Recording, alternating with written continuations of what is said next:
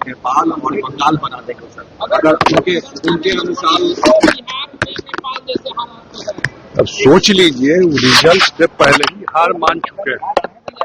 ऐसे ही ये लोग वोट चोरी का हल्ला किया। उससे पहले 2024 में बोले संविधान खतरे में, तो जनता नहीं मानी।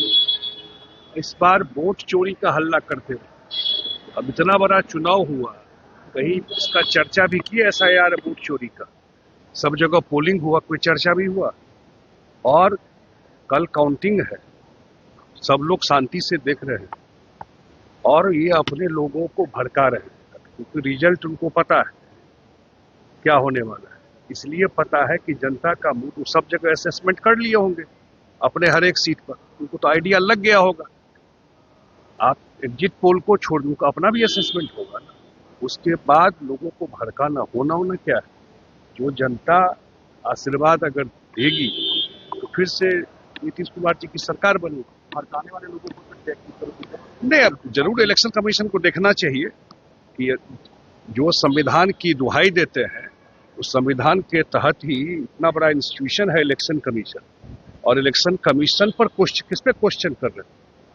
वो चुनाव वो ऑलरेडी अपना बना रहे हैं, कल के हार के बाद क्या बोलना, उसी के लिए इलेक्शन कमीशन पर क्वेश्चन कर रहे हैं, बिना इंतजार किए हुए कि कल काउंटिंग हो।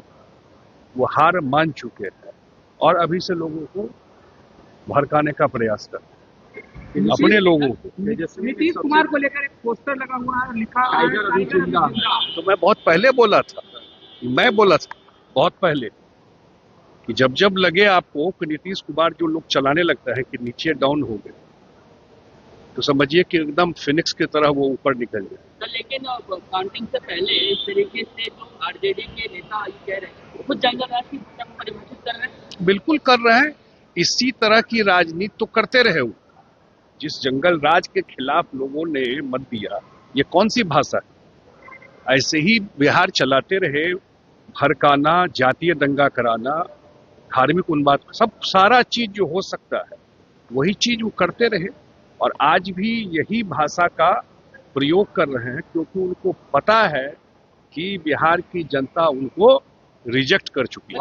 वादा की किताब खोलने वाले तेजस्वी यादव का क्या रहेगा? वादा तो नेता के क्रेडिबिलिटी पे है ना, कि जनता आप पर कितना विश्वास करती है। डपोर संखी वादा जनता हंसती है, तो इसलिए वादा का क्या होगा, वादा आप कैसे पूरा करेंगे, जनता भी देखती है ना। आप ही लोग माइक लगाकर जब पूछ रहे थे भाई कैसे आप दीजिएगा लोग, तो दाएं बाएं देख रहे, वो हिसाब ही नहीं है। और नेता के क्रेडिबिलिटी, नीतीश कुमार कुछ बोलते हैं तो जनता को विश्वास होता है कि नहीं बोल रहे हैं, हिसाब किताब करके लाए हो तो कैसे काम कर रहे हैं।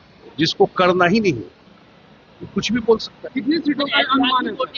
कोई फिगर नहीं हम लोग कह सकते हैं, लेकिन जो हम लोग चुनाव कैंपेन में देखे या हम लोगों का जो फीडबैक है, जो अपने प्रत्याशियों से फीडबैक लिए हैं, असेसमेंट लिए हैं, बहुत बड़े मार्जिन से चुनाव जीते। चुनाव आयोग की कार्यप्रणाली पर क्या कहेंगे? ऐतिहासिक वोटिंग तो हुई ही, लेकिन कई दशकों बाद देखा गया कि किसी भी बूथ पर बिल्कुल एब्सोल्यूट फेयर पोलिंग, एक बूथ पर भी कोई रिपोल नहीं हुआ। तो चुनाव आयोग को दोनों बात की, एसआईआर का काम जो बिहार में शुरू कराया, उससे जो इलेक्टोरल रोल का क्लीनिंग हुआ कि जितने लोगों का डेथ हो गया और कहीं कोई कंप्लेन नहीं, बहुत बढ़िया काम किया। और दूसरा, जितने फेयर तरीके से इलेक्शन कराया है, ये रिमार्केबल है। प्रशांत किशोर ने एक बड़ा चैलेंज नीतीश कुमार को दिया था सरकार बदलने की, क्या लगता है क्या होगा आगे? उन्होंने कहा उनका रिजल्ट आने दीजिए, फिर आप हमसे क्यों पूछ रहे हैं? उन्होंने मैंने कहा ना, हमसे क्यों पूछ रहे हैं? पहले कल का रिजल्ट आने दीजिए।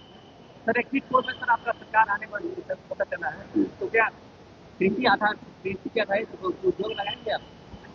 भाई ये तो प्रायोरिटी है ना, सकल अब रिजल्ट आने दीजिए, फिर अगले 5 साल का प्रायोरिटी भी सरकार बताएगी। सर दिलीप बबुला को लेकर कांग्रेस अब सवाल कर रही है कि इसमें छोटे पोल कैसे पहुंचा और साथ ही साथ इसका जिम्मेवारी को देखिए, इस पर राजनीति नहीं करनी चाहिए, और मुझे लगता है जितना अखबार पढ़ा हूँ उसी की बेसिस पे कह सकता हूँ। इन्वेस्टिगेशन चल रहा है और जो अखबार के रिपोर्टिंग से बहुत बड़ी घटना हो सकती है, जिसको किसी न किसी उससे ये घटना नहीं हुई, लेकिन ये इस पर सरकार इस पर जवाब दे ही रही है अपने तरीके से, और एक बार इन्वेस्टिगेशन पूरा हो जाए तब इस पर कमेंट करना ज़्यादा बेहतर होगा। लेकिन ये सही है कि 10-11 साल में नरेंद्र मोदी जी के आने के बाद कोई घटना दिल्ली में लगभग जीरो हो गया। ये घटना हुई है तो निश्चित रूप से जितना सख्त कार्रवाई है सरकार जरूर करेगी। प्रधानमंत्री की तरफ से एक सख्त एक्शन भी होगा। हमको लगता है कि इस इशू पर तो जो पोजीशन रहा है सरकार और किसी भी उसका रहेगा कि आतंकवाद में इनोसेंट लोगों का जान लेता है और ऐसे एलिमेंट को तो बिल्कुल कोई मर्सी के लायक नहीं, तो निश्चित रूप से सरकार कर रही है। जहाँ भक्ति है हर शब्द में, कथाओं में छुपे हैं दिव्य रहस्य और ज्योतिष देता है जीवन को दिशा। धर्म से जुड़ी हर बातों को जानने के लिए हमारे चैनल स्तुति को सब्सक्राइब करें। चैनल पर जाने के लिए इस लिंक पर क्लिक करें।